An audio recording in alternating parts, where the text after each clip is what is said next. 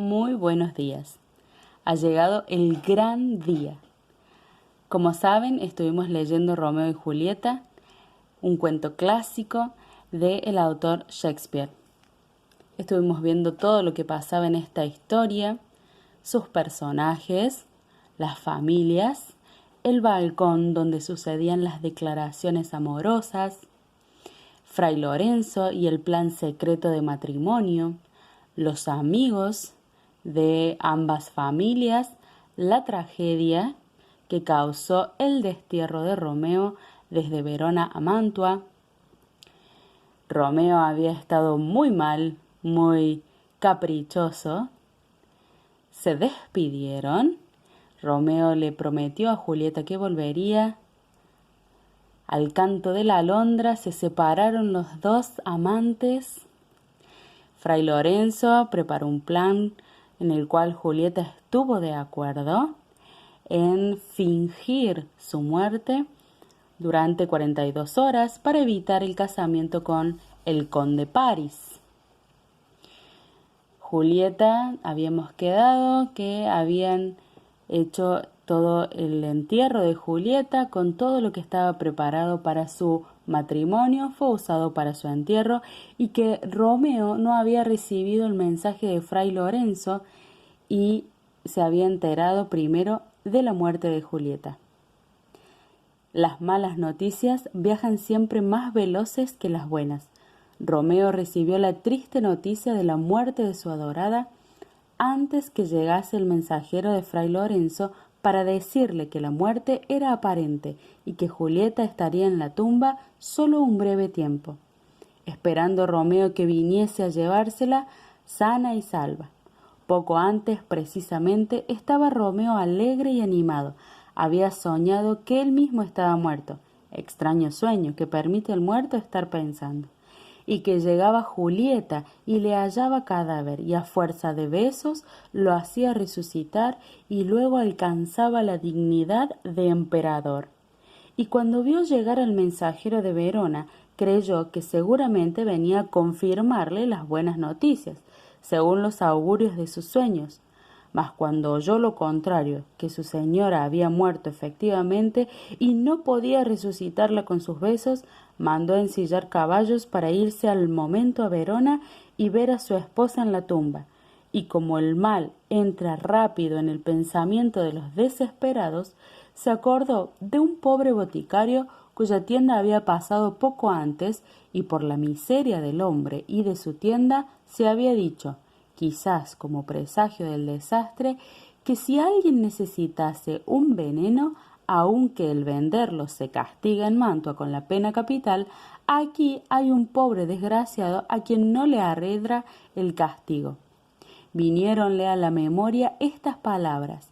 Se dirigió a la botica y, vencido a algunos escrúpulos, ofreciendo un oro al que la pobreza no se podía resistir, Romeo obtuvo el veneno, que, una vez tomado, lo despacharía pronto al otro mundo, aunque tuviese el vigor de 20 vidas.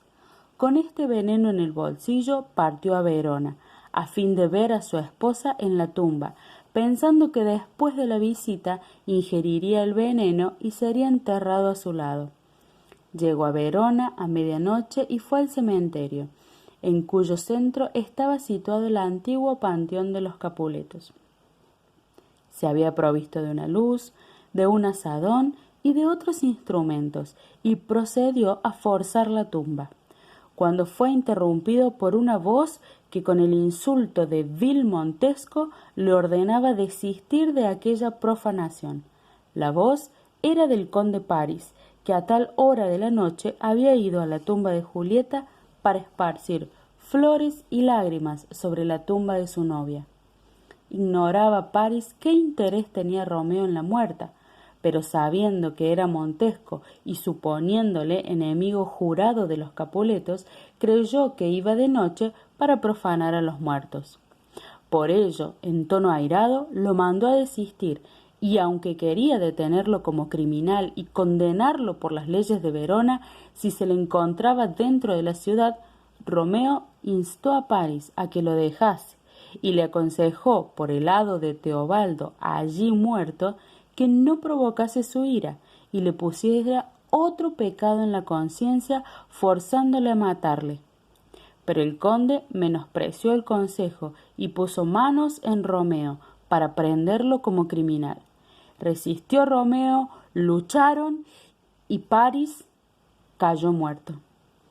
Cuando Romeo acercó la luz al cadáver, vio que era Paris el que debía casarse con Julieta y, según le habían dicho viniendo de Mantua, le tomó la mano como compañero de infortunio y le dijo que le haría un entierro glorioso en la misma tumba de Julieta que abrió en el momento. Allí vio a su adorada tan fresca aún que parecía como si la muerte no tuviese el valor para alterar su incomparable hermosura, o como si el monstruo de la muerte estuviese enamorado de ella y la conservase allí para sus delicias. Cerca de ella estaba Teobaldo, en su ensangrentado sudario, y viéndolo Romeo le pidió perdón y por amor a Julieta lo llamó primo, diciéndole que iba a favorecerle dando muerte a su enemigo. Romeo se despidió de Julieta con un beso y destruyó su mala estrella ingiriendo el veneno comprado, cuya operación realmente era fatal.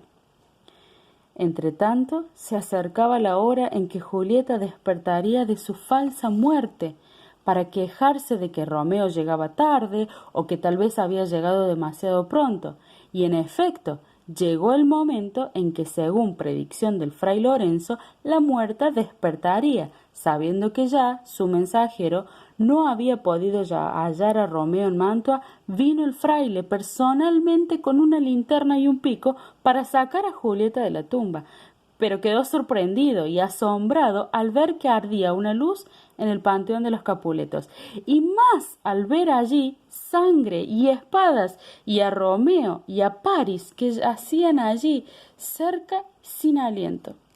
Antes de formar una conjetura sobre aquellos accidentes, despertó Julieta, y viendo cerca al fraile, recordó lo pasado, y por qué estaba allí, y preguntó por Romeo. Pero el fray Lorenzo, oyendo ruidos, la mandó a salir de aquel lugar de muerte y de sueño, porque una fuerza mayor había estorbado sus planes. Espantado por el rumor de la gente que venía, el fraile se escapó. Julieta vio el frasco en manos de su amor y, adivinando que había muerto por el veneno, hubiera querido beberse ella también si hubiese quedado. Besó a Romeo en los labios por si en ellos todavía encontraba veneno para morir con él, y oyendo ruido de gente que se acercaba, desenvainó rápidamente la daga que llevaba en sí misma y, hundiéndose en el corazón, murió al lado de su leal Romeo. En esto llegó la guardia al lugar, un paje del conde Paris, testigo de la lucha de su señor con Romeo, había dado la alarma que se propagó a todos los ciudadanos, los cuales corrieron confusamente por las calles de Verona gritando «¡Paris! ¡Romeo! ¡Julieta!», según llegaban imperfectamente los rumores, hasta que el tumulto hizo levantar de sus camas a los señores Capuleto, aun al príncipe, a los Montescos, para saber las causas de aquellos disturbios. Fray Lorenzo había sido preso por la guardia al salir del cementerio, pues el pobre estaba temblando, suspirando y llorando de una manera muy sospechosa. Reunióse gran multitud en el panteón de los Capuletos y el príncipe mandó al fraile a que dijese cuánto sabía acerca de aquellos extraños desastres. Contó fray Lorenzo toda la verdad de lo que había pasado, exponiendo sus santas intenciones que la fatalidad había torcido. El paje de Paris refirió la lucha de su señor con Romeo. Un criado de Romeo entregó cartas de éste a sus padres, que confirmaron la narración del fray. Así pudo el príncipe reconstruir todos los hechos, y dirigiéndose a los ancianos, señores Capuletos y Montesco, reprendiéndoles por sus brutales enemistades y mostróles qué terrible azote les había mandado el cielo, que por los amores de sus hijos castigaba los bárbaros odios de la familia.